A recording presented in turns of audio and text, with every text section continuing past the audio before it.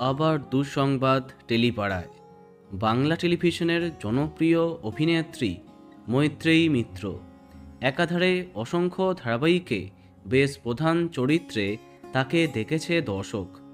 দিদি মায়ের চরিত্রগুলিতে তার অভিনয় সত্যিই অনবদ্য। সম্প্রতি নিজের অনুরাগীদের সাথে অত্যন্ত খারাপ খবর শেয়ার করলেন। হসপিটাল থেকে এই ছবিটি শেয়ার করে মৈত্রেয়ী দেবী জানান তার স্বামী অর্থাৎ জনপ্রিয় আরজে সুমন্ত অসুস্থ। বর্তমানে শহরের একটি বেসরকারি হসপিটালে তিনি ভর্তি। বেশ কদিন আগে শরীর খারাপ নিয়ে হসপিটালে ভর্তি হন সুমন্তবাবু। নিজের ফেসবুকে এই বিষয়ে পোস্ট করে সকলকে এই খবরটা জানান তিনি।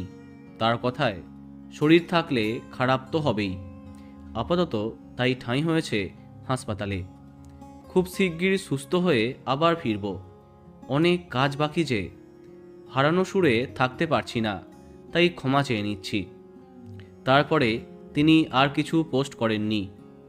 তাই বেশ চিন্তায় ছিল তার কাছের লোকেরা। সম্প্রতি ওনার স্ত্রী অভিনেত্রী মৈত্রেয়ী মিত্র এই ছবিটি পোস্ট করে জানান উনি এখন আগের চেয়ে ভালো আছেন। এখনও শুয়ে বসেই থাকতে হবে, কারণ আসল ব্যায়ামটাকে কবজা করা গেলেও প্রবল দুর্বলতা এখনও ওনার শরীরে রাজত্ব করছে। এরপরে সকলের ভালোবাসা ও আশীর্বাদ প্রার্থনা করেছেন অভিনেত্রী। তবে তার স্বামীর ঠিক কী হয়েছে তা জানাননি তিনি।